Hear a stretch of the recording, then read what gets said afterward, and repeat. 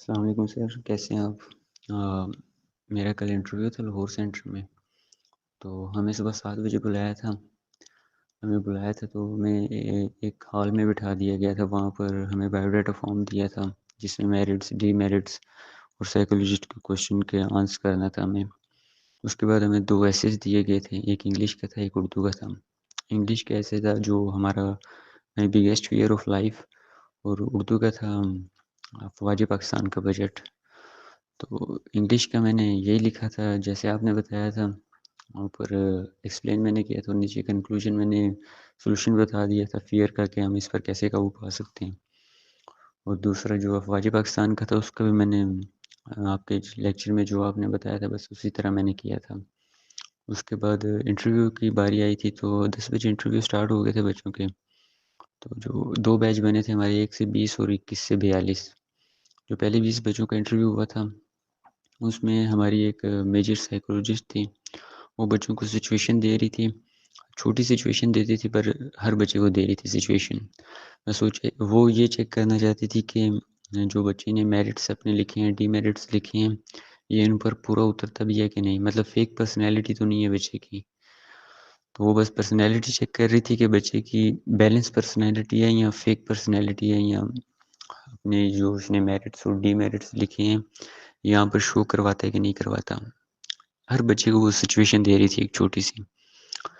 تو جب 20 بچوں کو ہو گیا تھا انٹرویو، پھر دوسرا بیچ میں تھا میں. دوسرے بیچ میں جب باری آئی، میری باری جب آئی تھی تو اس میں مجھ سے کرنل صاحب نے سب سے پہلے کوشچن کیے تھے کہ انٹروڈیوس یور سیلف، اور باقی کیا کر رہے ہو آج کل، آرمی کیوں جوائن کرنا چاہتے ہو. اور میرے والد صاحب چونکہ آرمی میں ہیں تو تقریباً آدھے سے زیادہ انٹرویو لیفٹیننٹ کرنل نے میرا والد صاحب کے بارے میں لیا تھا، مطلب ان کے بارے میں نالج مجھ سے لی تھی اور اسی کے ریلیٹڈ مجھ سے کوشچن کیے تھے. سائیکولوجسٹ کی بات کریں تو سائیکولوجسٹ نے مجھ سے صرف 2 کوشچن کیے تھے کہ اگر میں آپ کو ایز اے سولجر سلیکٹ کروں تو تب آپ کیا کرو گے، ایکسیپٹ کرو گے، نہیں کرو گے تو کیوں نہیں کرو گے. تو یہ کوشچن کیا تھا مجھ سے. اور ایک اور کوشچن مجھ سے کیا تھا کہ دوسرا اس کا کوشچن یہ تھا کہ کوئی وہ بھی مطلب میری پرسنالٹی کے ریلیٹڈ تھا، ہابیز کے ریلیٹڈ تھا وہ بھی، کیونکہ میں نے ہابی میں جو لکھا تھا اسی کے ریلیٹڈ اس نے مجھ سے کوشچن کیا تھا. تو ایسیز میں بھی بس جیسے آپ نے بتایا ویسے کیا. انٹرویو میں جو آپ نے ٹپس بتائی تھی بس اسی پر فوکس کیا تھا اور الحمدللہ کلیئر ہو گیا تھا جی. بس یہی ایکسپیرینس تھا. باقی جو لاہور سینٹر کا انٹرویو تھا وہ ٹف ہو رہا تھا تھوڑا سا، تو بچے بہت پریشر میں تھے، بہت زیادہ پریشر میں تھے. جب بچے باہر دے کر آ رہے تھے وہ اپنا ایکسپیرینس تھوڑا تھوڑا شیئر کر رہے تھے بچوں کے ساتھ، تو بچے کافی زیادہ ڈر گئے تھے اور بہت پریشر میں آ گئے تھے. تو اتنا نہیں تھا، بس نارمل تھا انٹرویو. جس بچے نے پریپریشن اچھے سے کی ہوئی تھی اس کے لیے تو کوئی اتنا مشکل سین نہیں تھا. باقی جن بچوں نے نہیں پریپریشن کی تھی، اپنی مطلب فیک چیزیں لکھی تھی ساری بایو ڈاٹا فارم میں، مطلب میرٹس، ڈی میرٹس، اپنے ہابیز، اور جنہوں نے پریپیئر نہیں کیا تھا ان کو، جنہوں نے اپنی فیک پرسنالٹی شو کروائی تھی، وہ بس پھر پھنس جاتے تھے، ان کو پکڑ لیتے تھے سائیکولوجسٹ. یہی تھا سر میرا ایکسپیرینس.